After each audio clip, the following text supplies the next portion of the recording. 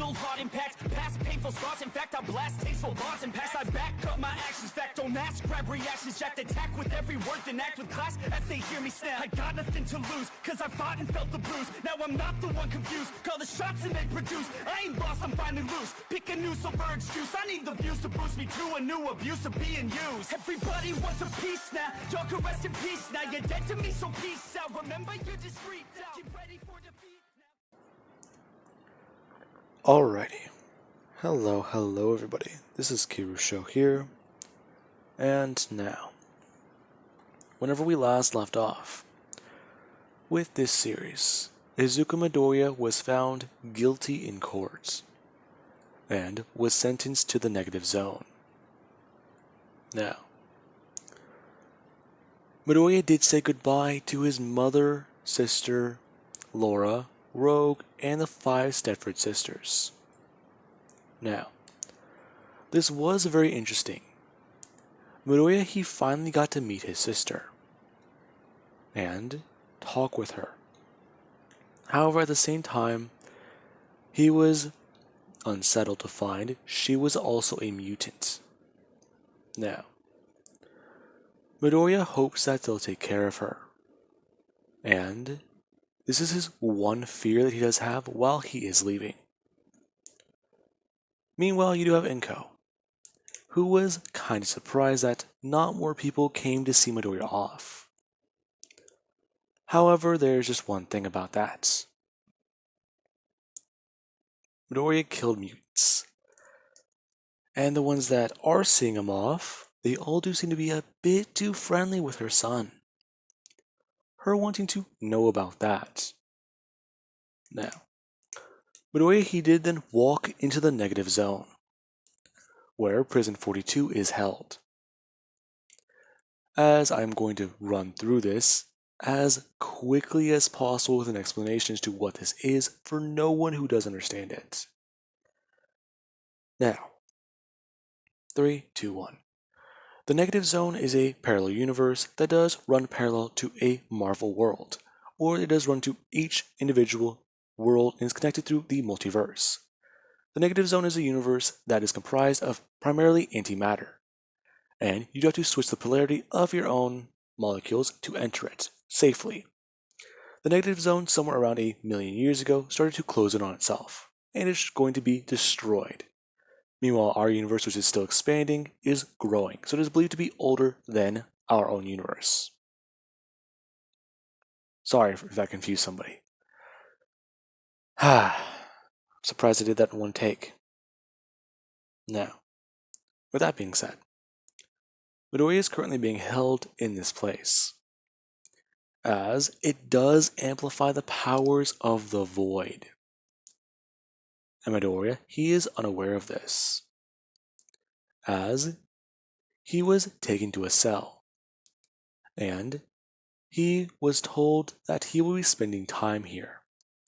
However, his stay will not be made bad. As for Midoriya, he was sitting down in his cell. He does look up one day and see Nick Fury. Now, 2 days passed after Midoriya did arrive here, and Nick Fury did want to interview Midoriya, since he's the only one they've ever seen fight Robert Reynolds, and he came back from the dead. Now, they do want to know about this, especially because Stark had something to say about Midoriya. Now, Midoriya, he would talk with Nick Fury, as he does try to explain himself. Now, Nick Fury, he is confused. However, Midoriya does try to explain that somehow him and Robert Reynolds are connected. Mr. Stark is currently looking into it, and he's not really too sure. He just knows that something happened in the other universe. This surprising Nick Fury, asking what the other universe is. Midoriya revealing that an alternate timeline or an alternate reality was created whenever the Illuminati shifted things with the Reality Stones, or the Infinity Gauntlet. Now, he was taken aback, and he does hear about this world Midoriya does talk about, as one day it suddenly shatters the reality he knows all his life. Yeah, that might fuck you up. Now, he also does hear what Midoriya does talk about every single day. He comes, talks with Midoriya, and tries to find and learn more. And he does want to convince Midoriya to work with S.H.I.E.L.D. in case the Century ever does go ballistic. Now, Midoriya, he is reluctant. He's not even allowed outside of this one room, but S.H.I.E.L.D. still expects him to work with them. Him saying, with all due respect, but he would rather decline and stay here for some time. Now, Nick Fury does just say that is quite a shame, as he does go to pick up something out of his jacket, before just setting it down on the ground and sliding it through a slot through the window. Him then telling Midoriya that is a book. He can read it and pass time. He can bring in more material tomorrow. Now, the S.H.I.E.L.D. agents that are standing there guarding Midoriya's cell, they do actually ask Director Fury if that was the right choice, since they would ask for it back and Midoriya would comply, checking to make sure there's nothing hidden within it. Now, the book is just a book, that's it. And they would give it back to him. As Midoriya, over the course of a month, would get more and more material that he can read, research, and even look into. Now, S.H.I.E.L.D. is trying to build a reputation with Midoriya while he's in the negative zone. And eventually there is the day they want to talk with him.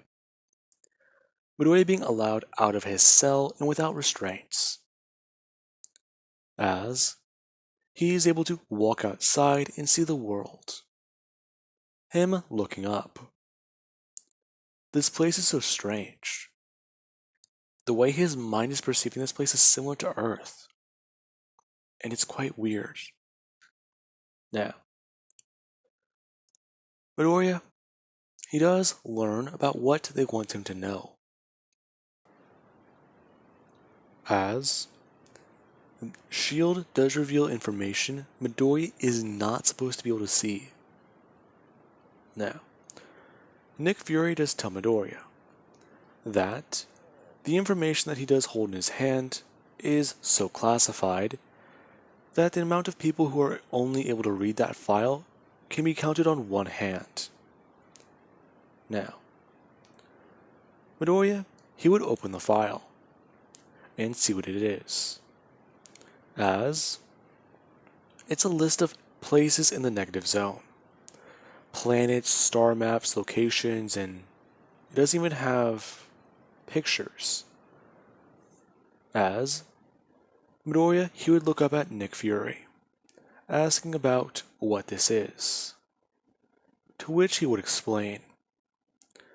Right there in Midoriya's hand is a list of the most dangerous men to ever come out of the negative zone. Now, Midoriya does hear that. They come out of the negative zone? How do they escape this place? Easy. They have technology. This place is older than our own universe, and we still don't understand it. We would like you to map it out for us, along with take down these threats. You mean kill them? Yes. I can't. I'm trying to be a good guy. I don't want to. Kid, these men, they've killed millions. They've killed people every day. They kill their own people. And they escape to try and take over our own reality. you once said that you wanted to do anything you could to keep reality safe. Did you not? Besides, imagine what would happen one day if people, your people, faced off against this person. Now, he does his tossing down onto the table, as it's a picture of a villain Midoriya's never seen before. I'm going to state that the Fantastic Four once faced off against this man. And it was not easy. Now, Midoriya, he does look down at the picture. And he can see how brutal this guy does look. As Midoriya, he does just think. And for a minute, the idea does come into his head. If his sister ever faced off against this guy, he'd kill her. And Midoriya, he does just ask which direction this planet is located. To which Nick Fury, he would just look around for a minute. And he does try to gain his bearing. If he remembers correctly, south would be him then turning around and pointing in the opposite direction. Now, Midoriya, he does just go to take flight, as Nick Fury would just hand something over to Midoriya, telling him that this specialized tracker will make sure that he does not get lost. Now, Midoriya would just go to have it set in his hand, him asking what it's made of. Nick Fury just saying vibranium. Now, Midoriya, he does just casually roll his eyes, of course, as he does go to bring it up and place it onto his wrist. Now, the moment it does latch together, the seal in it does disappear. And Midoriya, he would notice that, as this thing, it does fit loosely on Midoriya's wrist. It's not tight, like a handcuff. And he would ask about this. To which Nick Fury would explain. He's a prisoner here. Yes, but he wants to be a good man. And he can help to free the societies these men have enslaved. Now, Midoriya, he does rocket off into space. And Nick Fury, he would go to leave the negative zone. Now, we do cut to the real world, where time has passed differently. Midoriya, he was in the negative zone for about, let's say, 2 months before S.H.I.E.L.D. did do this. If I stated the time already, I'm changing it. Now, Midoriya, or not Midoriya, we do have Laura and Rogue, who are both trying to talk, as it's been about 2 days. And they're actually back in Mutant Town. The city that this place was made in, it's now its own technical little base, you could say. Mutant Town was at the edge of one city. It was a place where no one should have ever been able to find it. However, whenever Mr. M died, the city was revealed. Every portal in the world was destroyed. And let's just say, not a lot of people were happy when all of a sudden, the town they were living in got a whole lot bigger. Especially because all of a sudden the neighborhood, whenever you walked down the street, it stretched out, and you were now about 5 to 7 miles away from where you would take another step. Now, the world, they were confused by this. As Mutant Town as it was called, it was seen as creepy. Now, people were surprised as the neighborhood was quickly contained by the US government. Now, they are trying to make sure these people are safe. And with them being former mutants, people will try to hurt them. As we do have Laura and Rogue, both who are currently sitting in Midoriya's apartment. And Laura, she is kind of trying to understand everything. The two have talked, and the conversation was not easy. Rogue did explain to Laura Midoriya had no memory of him and her being together, and how whenever they were on Sakaar, it took a long time before the two got to that point. And Midoriya, he only regained his memories whenever he came back and faced off against Charles the day he got back to Earth. Now, Laura, she would try to explain. She's not really mad. She's more or less annoyed. Annoyed this shit happened. Her trying to explain that Midoriya was her first boyfriend, since a lot of people were scared of her. Now, Rogue would kind of point out that she does understand this, because of her mutant power. Midoriya was immune to it. That's kind of why him and her got together. Now, these two, they are actually able to hold a steady conversation, even though it's awkward. Now, you do also have the Stepford Cuckoos, who do come by, and you do have Irma and Celeste. I believe the second one was Celeste. They want to know what's happening, since they don't hear people being thrown through walls or hear attempted murder. Now, the two do try to explain it, and well, they are able to clear it up. Now, we do actually have over at the Xavier Mansion, where Cyclops, he does welcome a new arrival. As a lot of people, they do see this young girl. Now, you do also have a woman who does come walking in with this young girl.